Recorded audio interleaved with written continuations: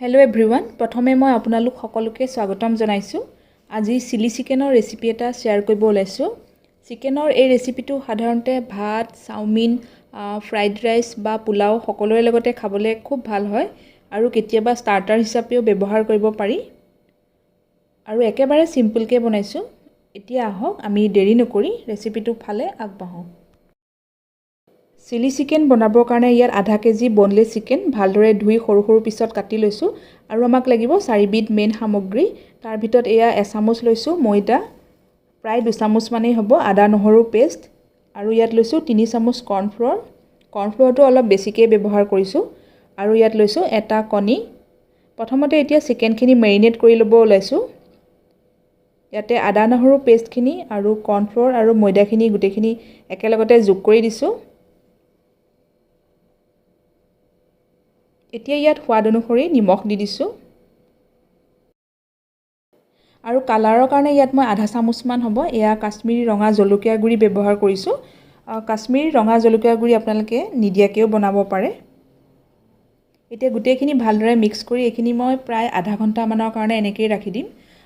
যদি আপোনালোকৰ হাতত সময় থাকে তেতিয়া প্ৰায় 2 ঘণ্টামানৰ কাৰণে ৰাখি দিব। ইয়াত এতিয়া মই এয়া ডাৰ্ক চয়া চচ ব্যৱহাৰ কৰিছোঁ। চয়া চচ মই ইয়াত একেবাৰে কম পৰিমাণে ব্যৱহাৰ কৰিছোঁ, প্ৰায় আধা চামুচমানেই হ'ব। ইয়াতে চয়া চচ যোগ কৰি দিছোঁ আৰু যিটো কণী আগতীয়াকৈ লৈছিলোঁ কণীটো ইয়াতে একেলগতে যোগ কৰি দিছোঁ। কণী দিলে খুব ধুনীয়াকৈ বাইণ্ডিঙৰ কাম কৰে, গতিকে এই পাৰ্টটো স্কিপ নকৰিব। এতিয়া গোটেইখিনি খুব ভালদৰে মিক্স কৰি লৈছোঁ আৰু এইখিনি আধা ঘণ্টাৰ কাৰণে এনেকৈ ঢাকি ৰাখি দিছোঁ।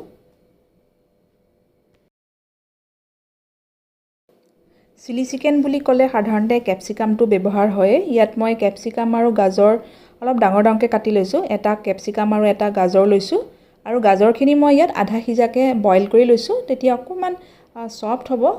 আৰু কেপচিকামখিনি ফ্ৰেছকৈ ব্যৱহাৰ কৰিছোঁ। একেলগতে ইয়াত এটা মই ডাঙৰ চাইজৰ পিঁয়াজ এনেকৈ পাহিবোৰ আঁতৰাই ডাঙৰ ডাঙৰকৈ কাটি লৈছোঁ। আনফালে কেৰাহীত ৰিফাইন তেল দি তেলখিনি ভালদৰে গৰম কৰি লৈছোঁ। এতিয়া চিকেনৰ পিচখিনি ফ্ৰাই কৰি লৈছোঁ।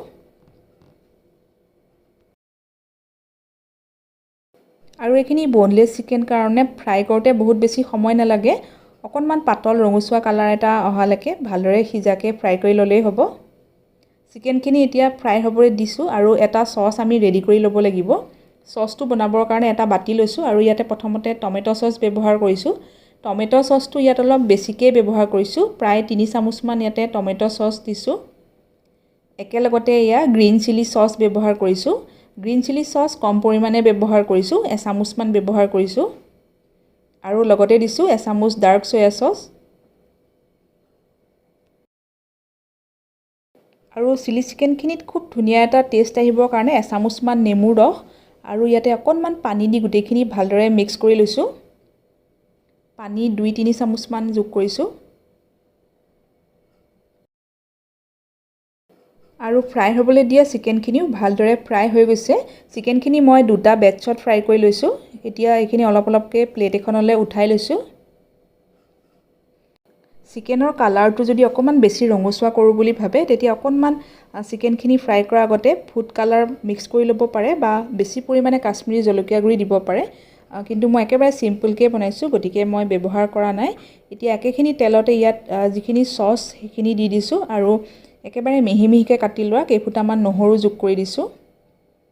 গোটেইখিনি এবাৰ লৰাই লোৱাৰ পিছত যিখিনি কেপচিকাম আৰু গাজৰ আগতে কাটি ৰাখিছিলোঁ সেইখিনিও যোগ কৰি দিছোঁ।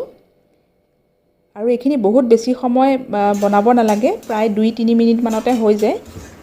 গাজৰ আৰু কেপচিকামখিনি মাত্ৰ 1 মিনিটমান সময়ৰ কাৰণে এনেকৈ ফ্ৰাই কৰি লৈছোঁ। ইয়াত এতিয়া এচামুচ কৰ্ণফ্ল'ৰ আধা কাপমান পানী দি ভালদৰে মিক্স কৰি লৈছিলোঁ আৰু ইয়াতে যোগ কৰি দিছোঁ।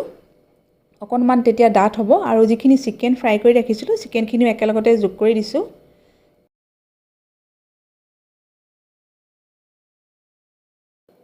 কম পৰিমাণে ইয়াত এতিয়া নিমখ দিছোঁ, কাৰণ প্ৰথমতে চিকেনখিনি মেৰিনেট কৰোঁতেও আমি নিমখ দিছিলোঁ। আৰু একেলগতে যিখিনি পিঁয়াজ ডাঙৰকৈ কাটি ৰাখিছিলোঁ পিঁয়াজখিনিও যোগ কৰি দিছোঁ। আৰু ইয়াত সৰু চামুচেৰে এচামুচ চেনি দিছোঁ। খুব ভালদৰে গোটেইখিনি আৰু 1 মিনিটমান সময়ৰ কাৰণে এনেকৈ লৰাই লৈছোঁ, চেনিখিনি ভালদৰে গলি যোৱালৈকে।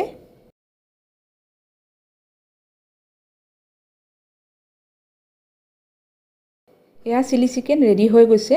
এতিয়া একেবাৰে লাষ্টত এচামুচ বগা তিল যোগ কৰিছোঁ আৰু গেছটো অফ কৰি দিছোঁ। গোটেইখিনি এবাৰ ভালকৈ মিক্স কৰি লৈছোঁ।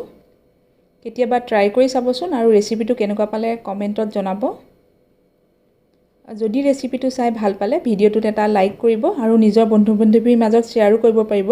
লগতে নতুন নতুন ৰেচিপিৰ নটিফিকেশ্যন পাই থাকিবলৈ চেনেলটো ছাবস্ক্ৰাইব কৰি থ'ব। কাষতে থকা বেলটো প্ৰেছ কৰিব, তেতিয়া মোৰ আহিবলগীয়া সকলোবোৰ ভিডিঅ'ৰ নটিফিকেশ্যনবিলাক আপোনালোকে পোনপ্ৰথমেই পাই থাকিব। আৰু আজিৰ এই ভিডিঅ'টো চোৱাৰ কাৰণে আপোনালোকক বহুত বহুত ধন্যবাদ জনাইছোঁ।